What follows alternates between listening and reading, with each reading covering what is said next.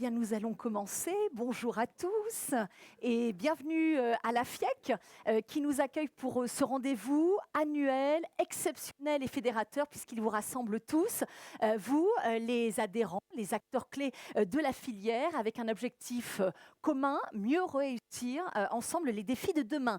Et au regard de l'énergie puissante portée déjà par votre présence en nombre aujourd'hui, autant dire que nous allons nous inscrire dans une très belle dynamique collective. Et justement, la France en transformation, c'est notre cap cette année. Alors, transformation dans le bâtiment, dans l'industrie, dans les transports, et une dynamique qui se veut donc engagée au cœur de l'actualité, au plus proche du terrain, de votre quotidien, et qui sera portée, incarnée stratégique, force de proposition et avec une vision panoramique, scientifique, technologique, industrielle, mais aussi politique pour être à la hauteur des grands enjeux de demain, des grands enjeux de l'électrification, de l'énergie industrielle au cœur de notre époque. Alors, je vous en dis plus en détail dans quelques instants, mais puisque la tonalité est déjà donnée, pour ouvrir officiellement cette édition 2026, merci d'accueillir chaleureusement le président de la FIEC,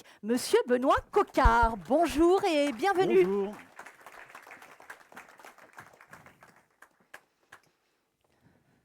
Merci d'être venu en nombre pour cet événement. J'espère que vous passerez un bon moment. Alors, je ne vais pas être très long. Je voulais juste souligner à quel point le moment que nous vivons est un moment quand même un peu historique pour la filière. Alors, il y a beaucoup de gens très jeunes dans la salle, mais pour ceux d'entre vous qui êtes là depuis quelques années, vous vous rappelez la difficulté qu'on avait à expliquer l'électrification, c'était important. Les débats un peu sans fin sur les renouvelables versus le nucléaire. Le nucléaire un peu honteux que tout le monde avait, donc on n'osait pas trop dire qu'on aimait bien le nucléaire parce que ça foutait un peu la honte.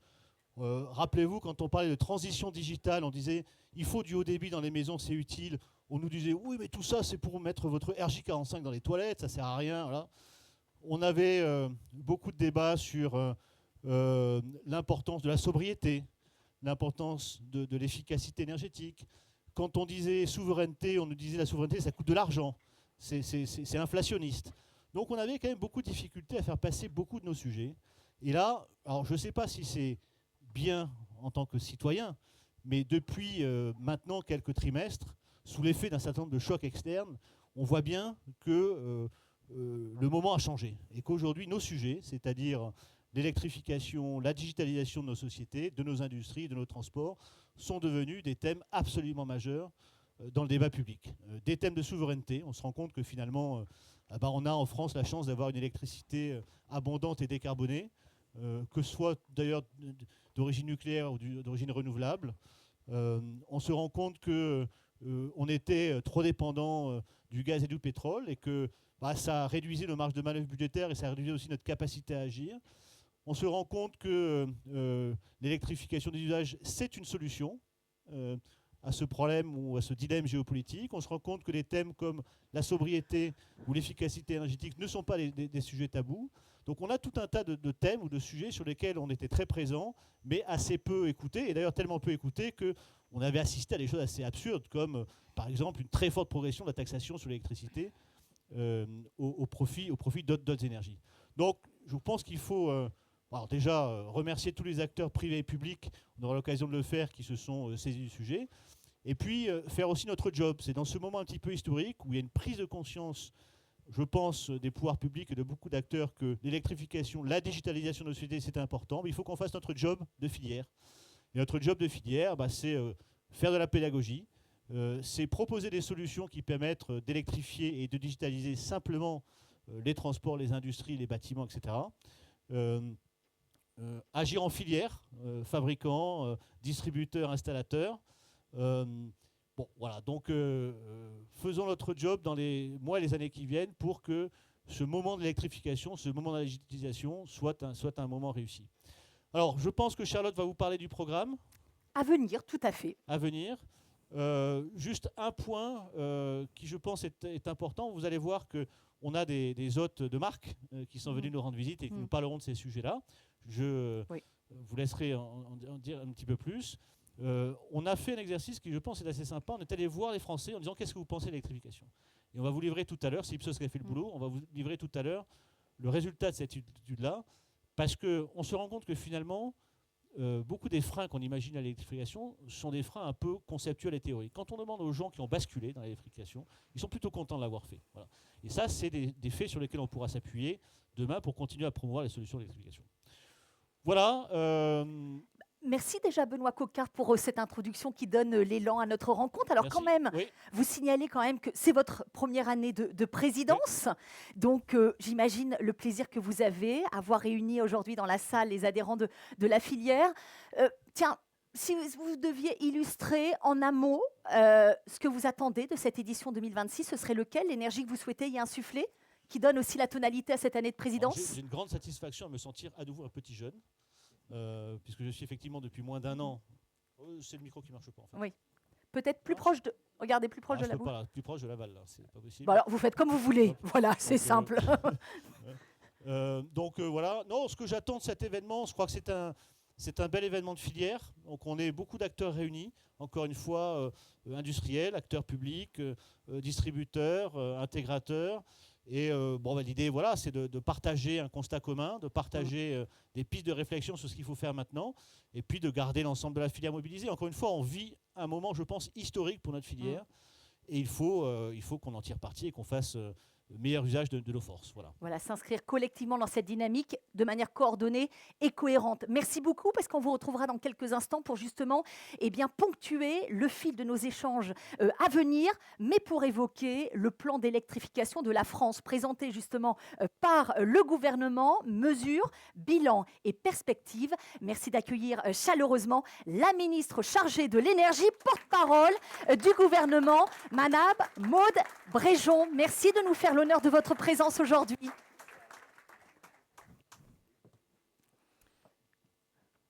Bien, bonsoir. Est-ce que ces micros-là fonctionnent? Parfait, bon, on vous entend très bien. Monsieur le Président Coquart, Mesdames et Messieurs les représentants de fédérations professionnelles, Mesdames et Messieurs les dirigeants d'entreprise, Mesdames et Messieurs vos grades et qualités, comme on dit, je suis extrêmement heureuse d'être parmi vous ce soir parce que, comme vous l'avez dit, Monsieur le Président, on est à un moment historique, à une forme des croisées des chemins. Et pour ceux qui, comme vous, mènent ce combat depuis longtemps, qui, comme moi, mènent ce combat depuis longtemps, on a le sentiment que enfin, on a remporté un bout de la bataille. D'abord, on a remporté un bout de la bataille vis-à-vis de l'opinion publique. Et je partage encore une fois complètement ce qui a été dit. On fait suite à des années de débats politiques, médiatiques, général, un petit peu stérile autour de l'opposition entre le nucléaire et les énergies renouvelables, où la question de l'électrification était souvent passée au second plan, où la question de la consommation était souvent passée au second plan. On a eu des débats à l'Assemblée nationale, moi j'ai été très frappée quand j'ai été députée, qui, quand on regarde l'enjeu qui est face à nous, quand 60% de l'énergie qu'on consomme provient des énergies fossiles, quand les Français en paient le prix directement sur leur facture d'électricité, et depuis quelques mois maintenant, malheureusement, à la station essence, sont d'un autre âge. On commence à sortir de ça. On a remporté petit à petit la bataille de l'opinion sur la question de la production.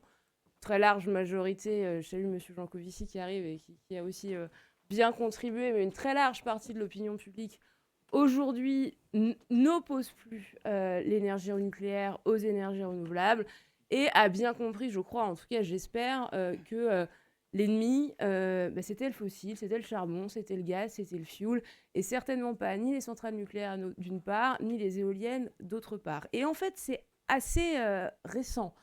Ça s'explique partiellement parce que beaucoup de fausses informations ont été véhiculées, parce que le nucléaire a traversé une forme d'hiver suite à l'accident de Fukushima. Moi, j'ai eu le plaisir de commencer ma carrière dans le nucléaire chez EDF.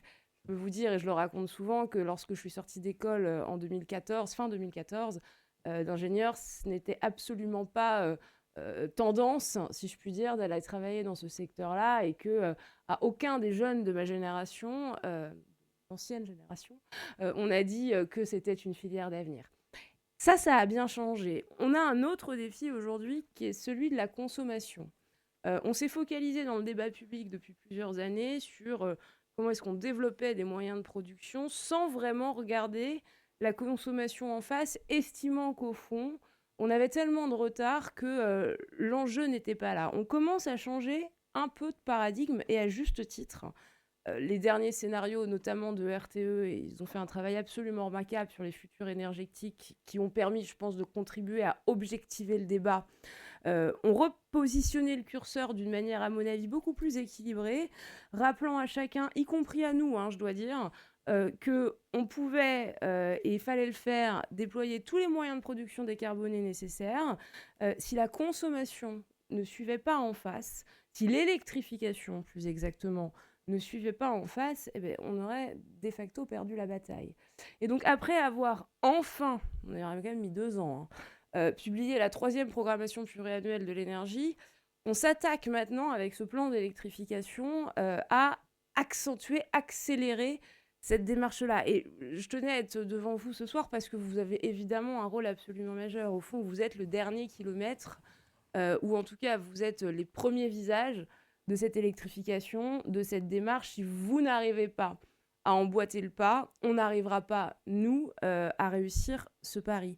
Et au fond, il y a un défi technologique qui est évident, qu'on relève, je crois, et ça passe aussi par le développement de filières françaises. On a beaucoup parlé de la climatisation ces dernières semaines, ces derniers jours. Force est de constater aujourd'hui qu'on a très peu de filières françaises pour répondre à la demande. Donc on a un défi technologique, on a un défi culturel aussi. Au fond, pendant longtemps, le gaz, pour prendre cet exemple, ça a été synonyme plus que l'électricité de confort. Et notamment pour les moyens de chauffage, par exemple. C'est aussi le cas, je pense, pour les voitures. Parce que c'est rapide, parce que c'est pratique, parce que c'est éprouvé. Et au fond, le changement de mode de chauffage, qui est quand même quelque chose qui... Voilà, c'est le premier confort auquel vous estimez légitimement avoir droit chez vous, pouvoir se chauffer l'hiver, pouvoir se déplacer avec une voiture qui réponde à vos besoins. Eh bien, ça a amené certaines réticences, encore une fois culturelles, au changement des usages. On est en train de changer de discours, ou plus exactement, on commence, nous, responsables publics, politiques, à porter ce discours, ce qui est un peu nouveau et ce qui était un peu laissé en jachère, encore une fois, ces dernières années. Et puis, on a des relais. Et c'est là où on a besoin de vous. On a besoin d'aller convaincre les Français, leur expliquer qu'aujourd'hui, d'une part, on sait faire, que c'est sûr, que c'est fiable, que c'est éprouvé. Et le dernier volet, qu'ils sont aidés, parce que ça demande aussi un changement de stratégie économique et budgétaire. Et on est nombreux à le voir au sein du gouvernement, mais plus globalement chez les parlementaires, quand on discute dans nos circonscriptions avec nos administrés de ce qui les freine. Pour beaucoup, c'est l'investissement de départ. Puisque au fond, on sait aujourd'hui qu'une fois que vous avez fait cet investissement de départ, c'est un changement d'usage qui est rentable. Enfin, si on se dit les choses, une pompe à chaleur, ça coûte cher, une voiture électrique, ça coûte cher aussi. Et donc, on utilise volontairement, ce qui est un choix politique, les certificats d'économie d'énergie, notamment pour alimenter ce plan d'électrification. Ça nous a été beaucoup reproché, c'est pas le seul levier qu'on a. On pourrait parler de l'ensemble des fonds qui sont déployés, et pas uniquement d'ailleurs à l'égard des particuliers, pour accompagner ces changements d'usage-là. Si on ne fait pas cet effort-là, on n'arrivera pas, à mon avis, à amorcer la pompe et à être suffisamment rapide. Et donc, on s'est fixé des objectifs qui sont très ambitieux, notamment pour les familles les plus modestes, évidemment, pour accompagner ce changement, encore une fois, ce changement d'usage. Et il va falloir que ça dure, parce qu'on sait que relever à la fois le défi technologique, le défi culturel et le défi budgétaire, qui est d'abord un défi budgétaire pour les Français, ça prend du temps. Je suis aussi obligée de dire un mot, c'est moins directement lié à vos compétences, mais enfin ça nous concerne tous, sur la question des finances publiques. Quand je vois l'énergie qu'on déploie à essayer de retrouver une trajectoire suffisamment saine des finances publiques, c'est aussi parce que sans ça et sans ce travail-là, et je le dis à quelques semaines au fond du futur débat budgétaire, on ne sera pas en capacité de mettre en œuvre les accompagnements nécessaires auprès des particuliers, auprès des collectivités territoriales et auprès des entreprises pour poursuivre cette démarche-là. Et donc, c'est, voilà, encore une fois, absolument essentiel. C'est porté par le Premier ministre à bout de bras, si je puis dire, dans un contexte politique qui n'est pas tout à fait évident. Le président de la République s'est lui-même beaucoup impliqué dedans et je pense que, en tout cas, j'espère que certains d'entre vous étaient présents au Palais de l'Élysée il y a quelques semaines de ça pour le lancement, si je puis dire, ce premier acte du plan d'électrification. On sera ensemble, j'espère, avec un certain nombre d'entre vous la semaine prochaine, puisque j'ai décidé de faire une forme non pas de comité de suivi, ce serait un peu pompeux, mais en tout cas de journée de bilan, si je puis dire, des premières semaines post-plan d'électrification, où on a essayé d'avoir les différents représentants de la filière, ou en tout cas le plus de représentants possible, pour faire un premier bilan et ne pas se contenter de lancer une politique publique et puis ensuite de la laisser vivoter toute seule pendant quelques mois, étant entendu qu'en fait, il nous reste assez peu de temps. Et on a là, à mon avis, quelque chose qui sera profondément bénéfique pour les Français, profondément bénéfique pour les entreprises, profondément bénéfique pour la souveraineté du pays, ce qui est accessoirement une notion, la souveraineté, qui était complètement hors champ du débat public il y a encore quelques années de ça. Et d'ailleurs, je crois que collectivement, il faut qu'on arrive à équilibrer les choses entre ce qu'on appelle nécessaire au regard du pouvoir d'achat, au regard de la souveraineté, mais aussi au regard du climat. Et je fais une petite aparté, mais je constate que dans les arguments qu'on a tendance à mettre en avant pour cette 3e programmation pluriannuelle de l'énergie, pour le plan d'électrification, la question climatique qui était avant en première priorité a été année après année, en tout cas moi je le ressens comme ça, reléguée au 2e ou au 3e plan. Et donc, voilà, à mon avis, il y a matière à remettre évidemment ça d'avant. Je ne vais pas vous détailler l'ensemble d'un plan d'électrification que vous connaissez parfaitement bien. Je vous redis une dernière fois que voilà, vous avez un rôle absolument essentiel. Nous, on est vraiment à votre service et vraiment à disposition. Je parle en mon nom, mais évidemment avec l'ensemble de mon cabinet, des services de la DGEC que certains d'entre vous doivent, je pense, un peu connaître, et aux équipes de Bercy et du MTE pour vous accompagner. N'hésitez pas à frapper à notre porte si vous avez des difficultés. N'hésitez pas à nous remonter aussi des retours d'expérience parce que on est dans une politique qui est par nécessité itérative. Et donc, on a conscience que tout n'est probablement pas suffisamment simple ou parfaitement fait dès le départ, mais tout ce qu'on peut faire évoluer en fonction du retour d'expérience que vous pouvez nous transmettre est évidemment hyper précieux. Et puis ensuite, si je me permets pour terminer, on va avoir des débats importants dans les semaines et dans les mois à venir sur toutes ces questions-là. Il y a 1h30 de ça, j'étais à l'Assemblée nationale et un groupe politique a annoncé déposer une motion de censure contre le gouvernement eu égard à la canicule qu'on venait de traverser. Et en fait, il y a quelque chose... Alors, si j'étais caricaturale, je dirais que d'abord censurer le gouvernement parce qu'il a fait très chaud, c'est quand même une logique qui est un peu particulière. Mais plus globalement, ça dit là encore quelque chose de l'état du débat. Qu'aujourd'hui, face à des questions aussi importantes, on soit dans des réponses qui puissent, en tout cas moi, m'apparaître si simplistes, ça dit quelque chose de la nécessité qu'on a tous à arriver à mettre un peu de rationalité, de raison, de capacité de dialogue, parce que lorsqu'on creuse, on est rarement en désaccord sur tout. Ou à minima, on partage les constats et on ne partage pas forcément toutes les solutions. Et au fond, ce n'est pas très grave, c'est le débat démocratique qui est comme ça. Mais je pense que là-dedans, vous avez aussi un rôle à jouer parce que les acteurs extérieurs, je prenais l'exemple des scénarios des futurs énergétiques de RTE tout à l'heure, parce que je trouve qu'ils ont vraiment été un des exemples importants qui allaient dans ce sens-là. Les acteurs extérieurs qui arrivent à objectiver le débat, à poser quelques faits desquels on ne puisse pas débattre. Quand bien même on est dans un moment où même les faits sont mis en débat. Mais là-dessus, à mon avis, vous pouvez avoir, outre voilà, vos compétences techniques et tout ce que vous faites sur le plan économique, un vrai apport, si je puis dire, non pas vis-à-vis de moi ou vis-à-vis des responsables politiques, mais vis-à-vis des Français. Parce que vous avez une parole qui, à mon sens, à leurs yeux, sera extrêmement crédible.